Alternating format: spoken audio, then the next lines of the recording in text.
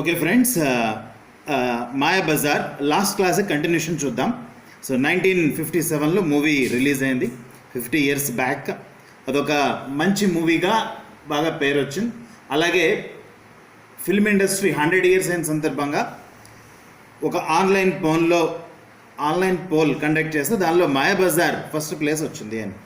So ఇక next class continuation చూద్దాం. Last క్లాస్కి there is a little else one could expect when all the time greats like Marcus Bartley cinematography ఇందులో ఒక గొప్ప విషయాలు దాగున్నాయి. ఆ సినిమాకి ఫోటోగ్రఫర్ అంటే Marcus Bartley, Ghantasala music, M L Vasanthakumari, Leela, Susheela and Madhav Peddi playback, Gokhale art, Pasumarthi choreography and Pattabhiram makeup go together to wave the magic around the episode from Mahabharata Sasirekha Parinayam.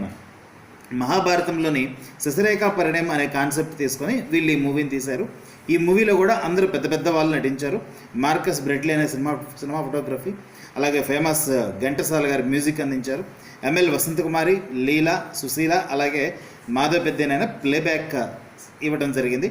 Gokhale art కళా దర్శకుడిగా వచ్చారు. పసుమర్తి కొరియోగ్రఫీ, డ్యాన్స్ డైరెక్ట్ చేయడం జరిగింది.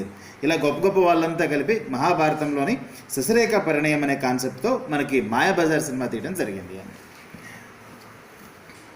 However the greatness of Mayabazar about which much is said and written is not just because of the face alone. So ఈ మాయాబజార్ మనకి చాలా గొప్పగా తీయడం జరిగింది, గొప్పగా రాయటము జరిగింది. It is because of the facts alone. So ఇందులో కొన్ని డిఫరెంట్ టాపిక్స్ దీంట్లో ఉన్నాయి.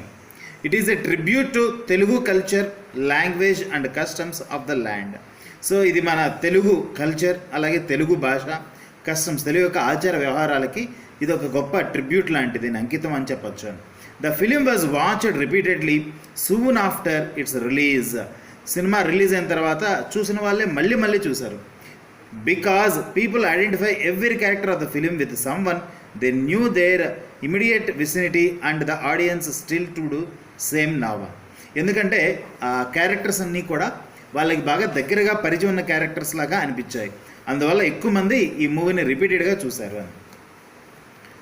The dialogues written by Pingali Nagendrarao as well as lyrics were the same that the people were hearing are using in their the conversation every day.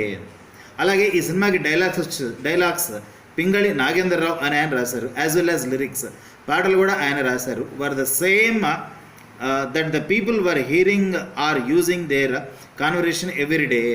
So ప్రతిరోజు కూడా మా common man వాడేటువంటి మామూలు భాషలోనే ఆ పాటలు రాయడం జరిగింది. If not those the became a part of Telugu life thereafter. So ఆ తర్వాత అది తెలుగులో ఆ సినిమాలో వాడినటువంటి వర్డ్స్ తెలుగులో అదొక భాషలో కలిసిపోయాయని చెప్పచ్చు. శశిరేఖాస్ నే ఘటోద్గజ మనోడి సోదర ప్రేమ. అలాగే శశిరేఖ యొక్క నే బావగారు, ఘటోద్గజుడి యొక్క డైలాగ్ మనోడి సోదర ప్రేమ became the immortalised as much as Suryakantham's అంతా ఆలమాలమే కదా అని. అలాగే సూర్యకాంతం వాడినటువంటి డైలాగ్ అంతా ఆలమాలమే కదా అని. అంతా ఆలమాలమే అంటే అంతా బాగున్నారు కదా అని అర్థం. Which has become the way of life of the greeting the people. అక్కడ నుంచి ఎవరు చుట్టాలింటికి వెళ్ళినా అక్కడంతా కూడా అంతా ఆలమాలమే కదా అనేటువంటి డైలాగ్ వాడటం జరిగింది. As for the songs Ahana Pellanta still reverberates in the marriage and Vivaha Bhojanambu is at another most. అలాగే ఇప్పటికీ కూడా సినిమాల్లో మనకి పెళ్ళిళ్ళలో వచ్చినప్పుడు అహనా పెళ్ళంట అనేటువంటి పాట కానీ, అలాగే వివాహ భోజనం అనే పాట కానీ ఖచ్చితంగా అవి ఉండాలి. అవి లేకుండా ఆ పెళ్ళి అనేది ముగియడం లేదు. ఇది మాయాబజార్ యొక్క second part. Okay friends, by, have a nice time.